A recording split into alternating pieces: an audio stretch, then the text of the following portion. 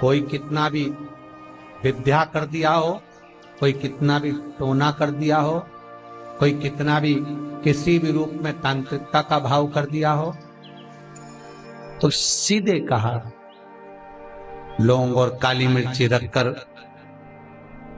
बमूल के या गुलाब के कांटे रखकर उसको उतार कर उसकी धुनी लेने पर भी वैकुंठ चतुर्दशी के दिन तंत्र विद्या, अघोर विद्या कितनी भी कड़ी हो वो नष्ट हो जाती, वो समाप्त, सुख समाई।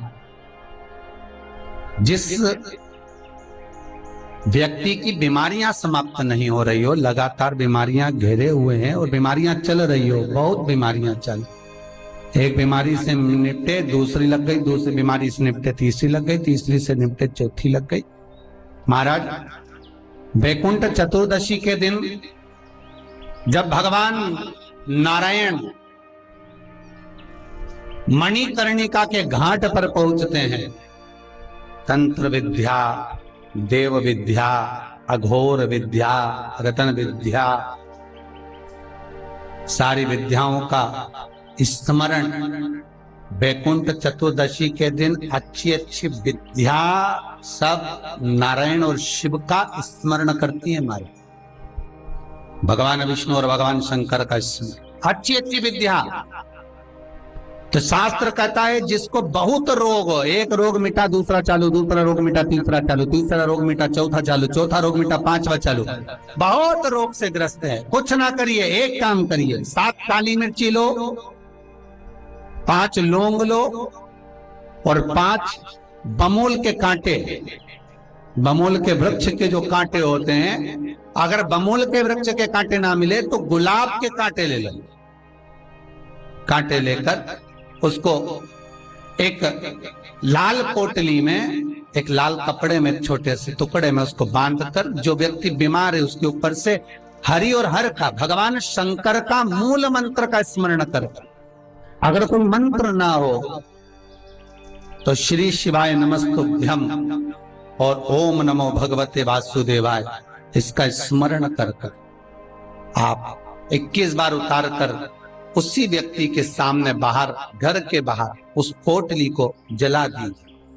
उसकी धुआं उस जीव को लगने जो निरंतर बीमार पड़ रहा है, निरंतर बीमारियां धीरे धीरे छूटने लगेगी।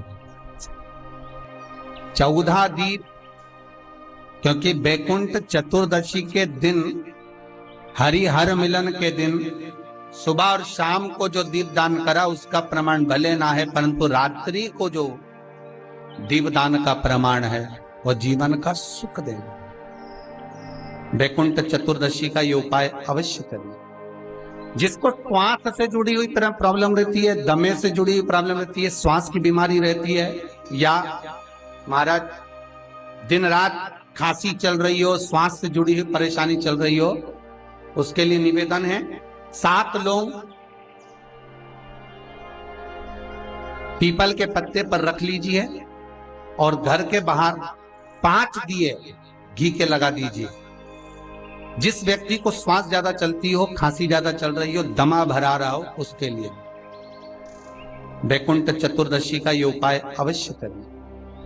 5 लौंग या 7 लौंग या 11 लौंग या 21 लौंग, जितनी आप निरंतर एक एक लौंग कर कर खाना है, जितने दिन आप खा सकते, पीपल के पत्ते पर रख दें। और वैकुंठ चतुर्दशी का जो मूल मंत्र है उस मंत्र को आप लिख लीजिए, उस मंत्र का स्मरण करिएगा। ओम हीम, हा उस पे ई की मात्रा, अम की बिंदी, हीम। ओम हरिणाक्षाय, हरिणाक्षाय नमः शिवाय।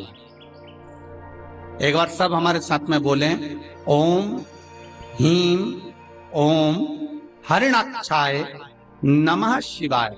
बस इस मूल मंत्र जो स्कंद पुराण में वैकुंठ चतुर्दशी का मूल मंत्र कहा गया है, इस मंत्र का 21 बार स्मरण कर कर लौंग को उठा लें और उस लौंग को वापिस लेकर आ जाएं। एक एक लौंग कर कर सुबह या शाम में कभी भी खाना प्रारंभ कर दे। धीरे धीरे दमे की बीमारी में, खांसी में, श्वास में आराम मिलना प्रारंभ हो जाता है।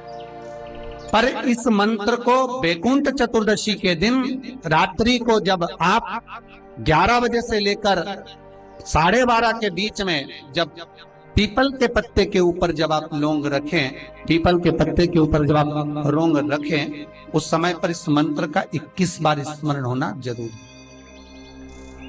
महाराज इस मंत्र को जप, और यह मंत्र कोई साधारण नहीं है। फिर निवेदन करेंगे, ये मंत्र जीवन का सुख देने वाला है। जो मंत्र आपको वैकुंठ चतुर्दशी के दिन स्मरण करना है, उस मंत्र को एक बार फिर हमारे साथ में बोले। ओम ह्रीं ओम हरिणाक्षाय नमः शिवाय। ओम ह्रीं ओम।